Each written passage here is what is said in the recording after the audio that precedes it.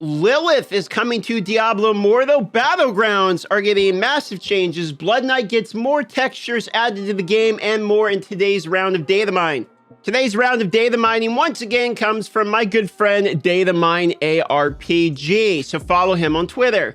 So this recent comment here might actually get its wish. So because of a 2-hour schedules for Battleground, those of us who work all day will never get a chance to climb ranks in the leaderboard. I sure hope this gets talked about more. Well, your wish is my command. In the game right now, the Battlegrounds are only queued at specified times. And because of that, if you wish to climb things like your Valor badges, etc., you need to be on when the Battlegrounds are available in-game. There is no way around this. But talking to the data miner, there was actually a recent patch. It seems like last night they put in a major patch into the game. Not major in terms of the major patch notes updates they typically do, but a large sized patch came to the game. In fact, I think it was like 6 gigabytes or something people were saying. And one of the things that was shown within that lines of code was that there is an update in that patch talking about Battlegrounds specifically. And one of the things we're talking about in the Battlegrounds specifically is that Battlegrounds can now be queue wide open. So there is lines of code pertaining to making Battlegrounds available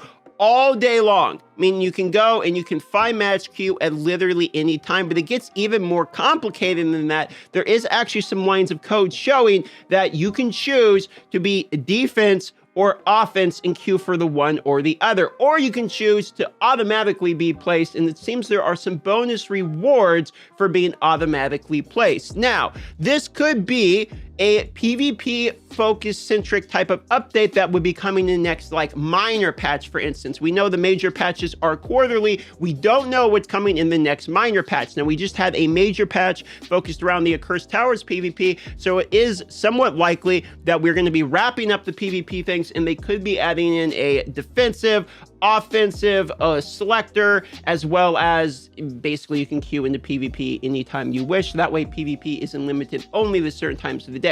Again, it's data mine speculation, but the lines of code are there.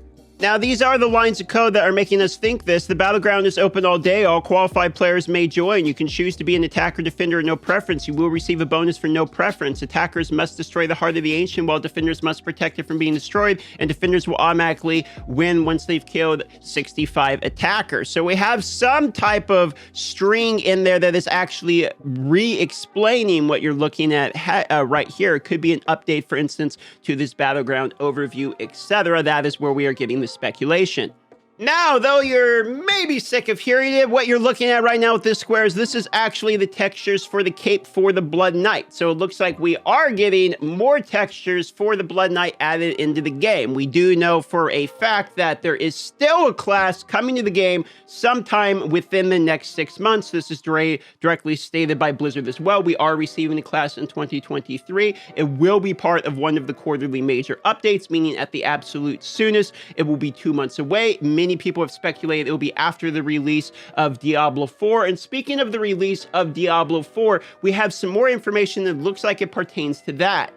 This here was found in the update code. As you can see, Lilith Quest looks like 6.8 to 7.6. Lilith Suit, Lilith Porto. So they're probably trying to tie together some kind of in-game something. As you know, right now, if you go to the events, very typically, the events are pretty calm. There's something like this. Go here, do these things, kill these monsters, claim these items. More than likely, it'll be something similar to that. Looks like we have finally successfully recalled a player to Diablo Immortal. If you're thinking about playing Diablo Immortal, I'm going to go ahead and put my code. I will share my code for you, and I put in the pinned comment. You can rejoin the game if you would wish to. Now, what exactly that Lilith event is going to be, whether or not it's cosmetic, item reward, I don't know. We don't have any data on that part of it, just that it looks like something's happening with Lilith 2 days after the official full launch of Diablo 4. Also, a little curious how the lore works together, because from my understanding, D4 is after D3, and Immortal is between D2 and D3, so I'm not really sure how they're going to fit together. Now, in terms of the Cursed Towers, it does look like the upper limits of how many towers there will be total is 150 is the information that we can gather, considering that at the moment it looks like there is 37 of these that are out here. We have a much larger limit of these, and it's unlocking 422 and 48, as you can see. So this will be, this month, we're going to get our hands on a whole bunch more of these towers, turrets, whatever you want to call them. And keep in mind that just claiming one of these is going to be super important. There was one more data mine, which was showing that difficulties are having some movement once again, meaning they're adding some strings around the difficulties. One thing to keep in mind is we are currently at the in-game difficulty of Hell 8. There is currently no Hell 9. They've never let us sit at the maximum difficulty for very long. I would fully expect some kind of goalpost moving. Hell 9, 10, 11, probably up to 12 would be coming. I am sure sooner rather than later. There's no reason for them just to be leaving it at Hell 8 forever. We're going to be growing in Paragon, getting stronger and stronger, and they're going to want other things for us to focus on. One other thing that's interesting is it does look like, I don't know if you guys realize this, but it does look like there's a focus on Hell 5 up. There is some items only drop from Hell 5 up. There's some things, there's some dungeons, for instance, Red Reaver, that only work from Hell 5 up. But if you actually go and look at the dungeons, if you are in Hell 4 difficulty or lower, the dungeons actually scale dynamically, meaning if you are solo, they will be 1/4 as strong as if you're in a party, and that only happens until you get to Hell 5, then they are full strength all the way. This could be a catch-up mechanic. They could actually be moving this up. Let's say they move that to Hell 8, where all the dungeons dynamically scale to Hell 8. Then from Hell 10 forward, for instance, or Hell 9 forward. So I think that's how they're moving the goalposts. They're making the other difficulties easier to do solo. You get more experience because of the catch-up. Hopefully they'll add some kind of blacksmith catch-up mechanic, and they move that dynamic forward, and then the dungeons become a group content once you're more in the in-game. It's actually stated in-game right here. You can see if you look at the difficulty settings, Hell 1 through Hell 4 dungeon monster difficulty is dynamic and based upon the number of players in the party. So I'm not sure when that was added, but that is new since the launch of the game from my understanding.